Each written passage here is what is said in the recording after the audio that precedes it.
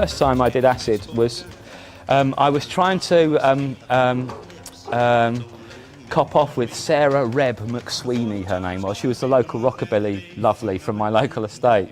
And she tipped up one day and she said, we're all going around a friend's house to take some acid.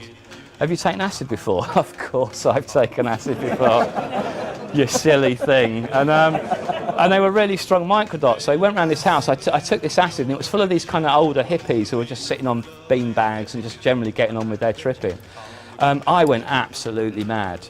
It was just the most insane. You know, I was having a whale of a time. At one point, the living room where they were all sitting was at the end of a hallway. The toilet was at the end. I kicked open the door and went, "Look, it's a rainbow!" And all these kind of experienced hippies going to her, "Sarah, who's your mate?" And then they later found me. I was it's still in session. They found me upstairs. I tuned into the radio, but in between stations, so it's like electrostatic hum. And I was just sitting there listening to this electrostatic hum, which I found, you know, people say, oh, they show you psychedelic pictures and play you psychedelic music. Like, it'd be great if you're tripping. Everything's fucking great when you're tripping. I didn't need, you know, that's like getting off on someone else's dream, looking at somebody else's psychedelic imagery. To me, you know, this would be a mountain range, and the sound of that Gaggia coffee machine would be doors opening. So the next day I realised, and there is actually out there somewhere. At one point, I was obviously so hilariously entertaining that they recorded me. They shut the television off. I'm just somewhere out there are 2 C90 tapes of my first trip. That's an album. That's like a. Well, they're probably sitting there. Album, you know, I always get. It feels like, you know, the end of Raiders of the Lost Ark, where it pans out, and it's just all those kind of crates. I've just had a vision somewhere of those cassettes being somewhere in a box, you know, amongst a million other boxes, or a car boot fair or somewhere. So somewhere out there is my first trip. How much for that, mate? 90p. Yeah. What the hell is this? You know, part of me would love to listen to it, and a part of me would just hope it never ever surfaces. But I realised, the next day I realised that this LSD was something not to be messed with. So I went to the library, got every book I could, psychology, chemistry, you know, anything I could related to LSD, and kind of taught myself, you know, I knew then that it wasn't something to be messed with. You know, and it could kind of tip you over into lunacy. But that kind of came back to bite me on the arse a little bit, because this is 4 or 5 years before Acid House. And when Acid House kicked off and everyone was doing acid and having a bad trip, oh, go and get that bloke, he knows about acid. So I'd be dragged out of a party to sit in a car with someone and explain to them that the big spiders that were eating them weren't really there, and that kind of thing.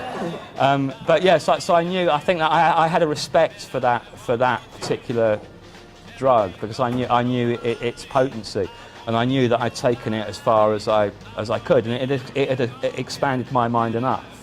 I couldn't, you know, like I say, the next expansion would be a tip over into kind of psychosis. So it's had no effect. I'm all right with it now, you know. It's had no long-lasting effects. So nowadays, you know, I mean, you're out where? I mean, well, you know, you're out playing records, or where do you go? You know, what do you do? What do you do? Yeah, I mean, that's what a policeman once said to me. What do you do? I got. Sorry, I was just sidelined. It's just the way you said, "What do you do?" About 2 or 3 years ago, I was going to my office in Camden, and in a lot of tube stations, especially in the summer, they have sniffer dogs. So I thought, right, I had some pot. I'll have to take you through the outfit. I'm wearing a 3-piece Edwardian rust tweed suit, fisherman's bag, you know, etc., etc. So of course I get there to Camden Tube Station. There's dogs everywhere. There's this disgruntled-looking ute in tracksuits being put up against the wall, being frisked. I've just walked through, no problem. Coming back, there's no one in the tube station apart from this bloke and his dog. I've walked past, the dog has gone straight for the ticket pocket of my waistcoat, where I had put the dope but taken it out. And the copper said, oh, you know, he's kind of looked me up and down. And he said, well, the dog said, you've got drugs. Have you got drugs? I said, well, I did have, you know, but I took them out. I knew you'd be here. He goes, oh, I've still got to search you. Went straight to the pocket, pulled out not even a spliff's worth. And I just said, oh, you're not, are you? He goes, oh, I have to. Go and see my colleague.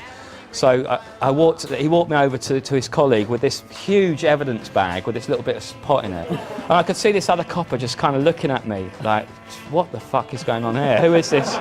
What? And they just couldn't get they just couldn't get their head around it. And he obviously, that's the thing with policemen. If you're civil with them, they think you're hiding something. If you've got the arse with them, they think you're hiding something. And he was double checking. He was double checking. He was just, and in the end, he was looking me up and down. And then asked me all these questions. In the end, he just put his pen and paper down. He looked at me and went, "What do you do?" So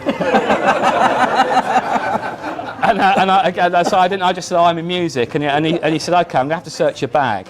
And I had a fishing bag, and all I had in it was a moleskin notebook and a CD of sea shanties. which had a picture of 3 gentlemen in sou'westers with a similar look to myself. And he just went, "What?" He went, "What's this?" I said, "Oh, it's sea shanties." He went, "Oh, for fuck's sake!" And just let me on my way. So sorry, that when anyone goes, "What do you do?" I've just got visions of that British transport policeman going, "What do you do?" He just didn't get it at all. Answered. Thank you. But so yeah, I mean now the routine now is I'm in the same studio that I've been in for 15 years. I usually go in. I do a set day because I learned that kind of working through the night and it is a kind of false return because you kind of lose sight of what you're doing. I usually work from kind of 11 o'clock midday till 6 o'clock or so, and then go home. And also there was that thing: if I'd done a piece of music and it'd been really easy, and I'd taken my a very little time and it'd been really easy, instead of thinking I'm quite good at my job, I thought, oh, that's a bit easy. I better kind of, I felt a bit guilty that it took such a short amount of time. And I don't have that anymore. If something sounds good, I get it to a certain point, even if it's only taken 2 or 3 hours or 4 hours, and then I'll stop, and then I'll go and do something else. I'll go and listen to some music or do some writing or something, because that was kind of an eye opener to me, realising that just because if you do an apprenticeship, if you're a carpenter or a builder, and you spend X amount of years doing your apprenticeship, you don't then, when you've built a wall or you've done a nice bit of carpentry and it's been really quick, you don't stand back and go, oh, that's not taken very long, I better do a bit more to that.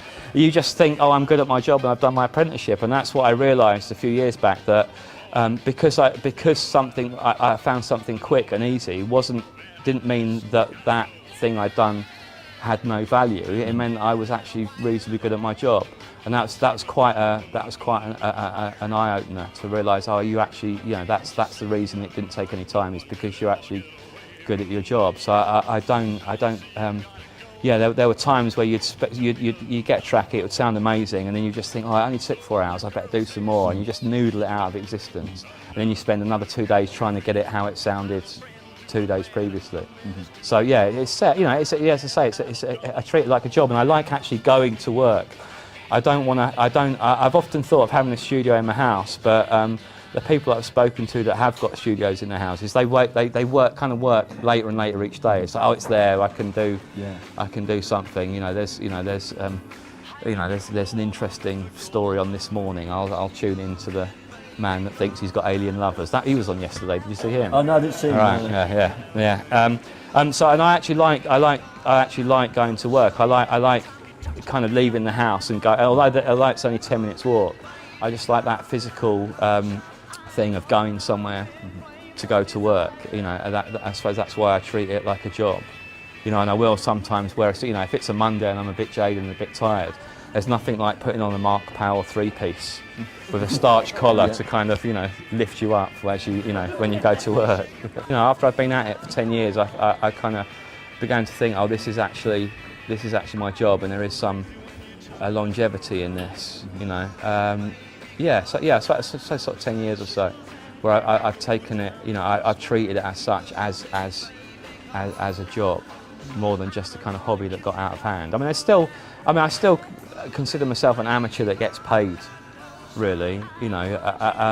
It's the love that drives me, not the money's handy, but it's not the be all and end all. I'd rather do a gig that paid less, or a remix that paid less, or a studio project that paid less but was satisfying, because then I think that's what's carried me on. I've never become jaded, and I don't hate music because I've done things that I enjoy. I mean, I get offered all sorts of money to play various gigs around the world, but believe me, there's nothing, no amount of money in the world can compensate for that feeling when you're stood in front of 1,000 people thinking, you know, you're going down like a turd in the salad and you're thinking, what the fuck am I doing? You know, because then when you get into the studio on a Monday, you kind of, you start questioning your job, and it's very stilting creatively. Mm-hmm. So it's always been about doing something I enjoy, because then the rewards come later. If you maintain that love for music and the art that you're doing, although you won't have a great financial gain that week, you'll in a month's time or 2 months' time, when you've done a load of tracks because you've got a love of music, mm-hmm. and you're not jaded, then you get a return. And are you getting that emotive reward time after time? You know, most of the time with the things that you do, are you choosing to take an emotive reward rather than a financial? Oh yeah, no, reward? totally. I mean, I've got a good manager that knows that. Yeah, you know, obviously, if a big record company comes along, they've got money. You know, I don't do things just for money. No. There's remixes that, you know, I have a kind of sliding scale. You know, if it's a big company, it costs them X amount. If it's a little company, then not so much. But it's still got to be an interest, some kind of interest. I've still got to like the track that I'm involved with, or still listen to it and think, oh, there's something I can do with this, rather than just think, oh, I can formulaically remix. I don't want to end up hating music because I've loved it so much since I was a pre-teenager. I don't want to end up hating the job that I'm doing, and that's not just in the studio. That's DJing as well. I mean, I've been told that I could pretty much name my price to play at certain clubs in Ibiza, but it just doesn't appeal to me. I think I'd come back after that little trip, you know, a little bit kind of jaded with what I did.